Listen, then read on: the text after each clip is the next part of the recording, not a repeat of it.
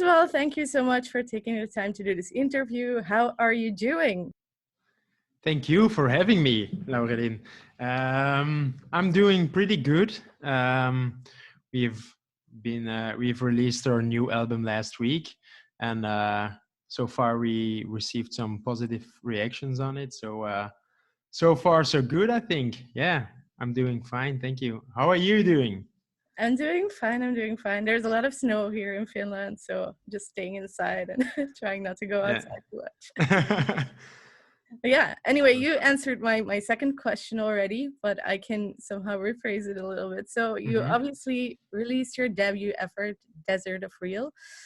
You mentioned that the reactions so far have been good, but I was wondering what were sort of your expectations while releasing your debut album? Did you have any? Did you think that, because I looked at your Spotify stats and it seems like a lot of people from US found out about your band, so I don't know how Yeah, that indeed, feels. That's pretty indeed. cool. Yeah, we think so too. We didn't really have any expectations because I told the guys, yeah, it's not that like 500,000 people were waiting on our album to get released. It's been, I think, almost 4 years since our EP in 2018 came out. So we worked very hard for the past few years, and yeah, obviously we're very proud on what we on the end result and what we have made with this album. So to see that other people across the world are enjoying it it's just awesome to see. So we did not expect that at all. So it's not that we set a goal like, yeah, if we reach this we will be happy. No, we didn't have any expectations. So we are very glad actually at the moment. Yeah. So obviously our magazine is based in Finland. I'm guessing that I'm not sure about Finnish listeners, but there might be still a little bit people here who haven't heard about your band yet. So can you briefly talk a little bit about your history? When did you guys start and where did you meet? We're six guys. Wanheda is six guys. We started back in 2014. Actually, the idea of starting a band again started in December of 2014 when Jan Peters, a longtime friend of mine, we've been friends since like kindergarten. So we have known each other for like all our lives now. We played in other bands, like more metalcore bands in the past. Also with other guitar player Jan Boucké. So we're three people that are their names are Jan. Sometimes we call ourselves Janheda, you know. No, when our previous band came to an end, sort of, we just felt that it was time to start a new project. We started jamming in the basement of my parents' house, me and Jan Peters, and then we hooked Jan Verduikt up, and he already wrote some stuff, and that's how it started. Then I think with the full band we started rehearsing in 2017. So first we just wrote, the three of us, and then Jasper on the keys joined us. We had a drummer, Maurits, back at the time, and that's how we got together, and just we started rehearsing, and then in 2018 we released our debut EP, and 4 years later our first album. Yeah. So I'm anyway always curious to see why instrumental bands decide to keep things instrumental. And I actually remember that you listened back in the day to metalcore. So I was quite surprised that you guys chose post-rock. So is it merely because you just listen to that a lot yourself, or is it because you want to put certain themes in your music to kind of stay open for interpretation which might not be possible if there would be a vocalist with lyrics. It was not a conscious choice to make post rock or just instrumental music, because actually our guitar player Jan Boucké, he can sing very well, actually, like Matthew Bellamy style of Muse, that kind of vocals he has. So it's not that we don't have the options in the band. It just evolved that way. Somehow we first of all we had the idea to start a band more like stoner rockish, Queens of the Stone Age style kind of band, but somehow Jan Boucké had already written post-rock stylish songs, and we just went on from there, and it was not something that we had chosen consciously. It just evolved that way. But Jan Boucké, obviously, he listened to post-rock bands like Sigur Rós, Explosion in the Sky, Mogwai, Indie Halla, these kind of bands. And then we got to know other bands like If These Streets Could Talk, more post-metal bands, Pelican, Russian Circles. We really enjoyed them. And I think bringing back all these influences is what made Wanheda, I think. Yeah. So you mentioned before that there were already some songs written by one of the Jans, but I'm assuming that those songs were part of the EP. But how did the writing process change, considering you now have your debut album? Was there any changes in comparison to the first EP?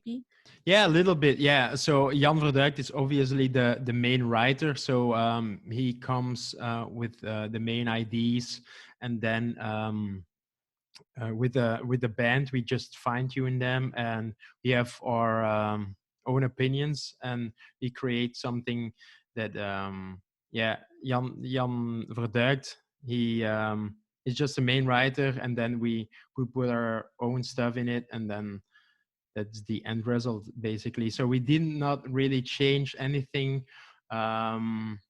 big in comparing to the first EP. No, we had a lot of time because of Corona. So Yeah. I think the album would we were thinking of releasing it a year earlier, but because of Corona, we decided to postpone it. Of course, Corona is not gone on this day, but you have to release it one day, and we thought it was the perfect time to do so. So I hope Corona will go away this year, and we can play a lot of shows. You're an independent band. Was there any reason that you decided to release this album by yourselves, or did you try to kind of shop for labels? Yeah, we tried, but not a lot. We just tried one, but they were already full. So yeah, and we were pretty confident to release it ourselves, because it worked with our EP. I really think that a label can contribute a lot. I don't say that, but we just thought we will not postpone our release because we want to shop to other labels and just keep on postponing it. We just wanted to release it, and then and then we did it. Now the theme is about social media addictions, but there's a little bit more, so I'm not sure if you are the one to ask about the theme, or could you elaborate a little bit more to people who might be interested in this album, what the album is about? I think it's also JV is really the brain behind the theme. He had the idea for quite a long time to do a concept album about social media. I think at that time there were a lot of documentaries and series about social media, social networking, the negative impact, how Facebook works, and all that stuff. So it was kind of obvious for him to build a concept around that. And he's also very interested in ancient stuff like Greek mythology. And after reading about the Judgment of Paris, he thought that it was really nice to integrate that into the story as well. Yeah, we just think that social media is like, I don't know how to say it in English, but een vergiftigd geschenk. Yeah. I'm trying to a poisoned gift. Yeah. Like it is really a gift, because as a small band, it's you put your music online, and it's mind blowing to see that it's picked up by people all around the world. Without social media, we could not do that. So we're aware that it is a gift, but sometimes it's really poison, because there are so many negative things about it as well. And that's what we wanted to highlight with this album as well. It's not that we think it's important to do a theme on an album, but we don't want to put it on to the people and say they have to agree with us. They can feel whatever with this album, because I think one song can someone can be happy about it, melancholic, or just sad. It's something you have to feel yourself. So what I really enjoyed about the actual songs is that there are also some kind of classical elements, if you will, like you use piano strings and trumpets sometimes, and they're woven into this typical post-rock sound. And I was wondering if that was maybe also part to reflect on the theme, kind of taking this classical story and placing it in a modern setting, or where did those choices come from? We always wanted to record real strings on the new album. That's something we didn't do with the EP. I think that was something financial back at the time, because when you first release something with a band, you don't have that amount of money to record real strings, and that we set that goal for this album because we really like to hear real strings. So we invited Jolien and Griet from Maat Quartet to do the violin and the cello. And they really did a great job. So they had a rough idea how it would, how we saw it, and so we have written down parts, but we don't play that kind of instrument, so it was difficult for us to put it all together. And so they did, and we really think they did an amazing job. The trumpet was just also an idea of JV. It came in his mind, and with why not? Maybe the next album will be bagpipes. I don't know. Imagine. We're always open to new stuff. It's Yeah. not very okay. The strings were something we really wanted to do. The trumpet just came. Now, what is sort of the recording process like for you guys? Is it like, do you do it together, or are you just doing it separately at your homes? That's something new as well. This time we went to a recording studio for everything, actually. So with the EP, we just went to the studio for drums, and we recorded the guitars at home. But now we went to Masterplan Music. It's the studio of Stijn de Bondridder, who also produced the album. And we recorded back in September 2020 already. So we were really eager to release it last year, but unfortunately we didn't. We did it separately. I mean separately because we started with recording the drums a few days, then the bass, then guitars. I think then piano, and then the strings and the trumpets afterwards. Everything was recorded at Stan's. We did some guitars at home in the studio of our producer slash guitar player Jan Peters as well. Yeah, we walked into the studio when we wanted. It was recorded in 1 month, I think, which is a really long time. But we went to the studio separately to record our instruments. Yeah. Yeah. How was that experience for you as a whole, considering it may have been a bit of a new experience for you? It was quite nice, especially to work with Stan. Stan is a really nice guy, but also he has a lot of experience. He plays in bands himself, a lot of bands actually.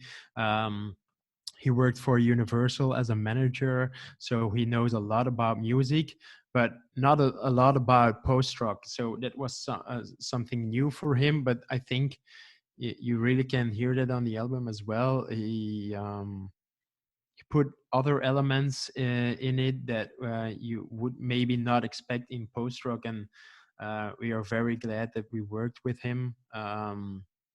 So yeah, I think the recording time was, of course, we have had heights and lows, of course, but that's what makes you stronger, I think. So we have it was a nice experience, of course. Yeah. I read a short interview that you did at the end of the year with some other webzine, but you mentioned that it was very challenging to create this record. And I was wondering, what were some of the challenges that you experienced while making this? Yeah. So we started writing back in 2019 already after so we released in 2018 our EP. We went on tour in 2019. We played at the Dunk Festival, which was a very nice experience. And then at that time, we already started working on new materials because we thought it was important to release new stuff pretty soon. But I don't think 4 years is pretty soon now. But we just want to take our time to deliver something we really love ourselves, and we think that that's still the most important thing, because if you don't write what you love, what are you doing then? But I forgot the question already. What were some of the challenges? The challenges. Yeah, indeed. So we were started writing in 2019, and I think a year later we had to switch the drummer. So that was already challenging that there was a new member to join in, and at that time we almost finished the whole album. And it was difficult for him to already record it in the studio. So yeah, we asked Bastiaan Jonneau, who's a very good drummer, to help us record the drums. It took more time than we expected, so we got frustrated in the beginning. So because we booked the studio for this amount of time, and we were stressing that we would not make it. So it was actually, in the beginning, was a very stressful time. But we're very open-minded in the band, and we think it's very important to talk about everything, to say your opinion towards each other, and then that's what makes us stronger on this day. Yeah, I think so. Were there any lessons you learned from releasing your EP that you took into account while releasing this record, maybe promotional or musical? Yeah, on a promotional basis, I think I did more research about what's important, because we released it independently. You have, yeah, we are all working full time, so it's like a second job that you're doing, but you just love doing it, and that's why I'm the main guy who did all the promotion stuff and the social media stuff, together with Nick, who is more of our designer, and he delivers everything on design wise, except for the album design, which was done by Flesh and Bone Design. But yeah, I think writing other people to ask to do a review like I did with you. I think as a small band, you cannot expect to release an album and just that it will be picked up by every magazine and that they will write about it. So you have to do it all yourselves. But I think it paid off to this date, and that people are enjoying it and writing beautiful things about it. So yeah, I think I learned a lot since the EP. Yeah, of course. Yeah. Now, considering the situation, I just read that Belgium is maybe opening up a little bit again, but do you have any plans to play live shows soonish? I hope. I think this Friday the government is coming together to talk about the new measures, and what I'm reading is very hopeful. I don't want to jinx anything, but I hope that concerts, standing concerts, maybe without a mask, I don't know, will be possible again from next week on, and that would be wonderful because we have a release show planned. The 26th of February. It's a Saturday in our hometown Leuven.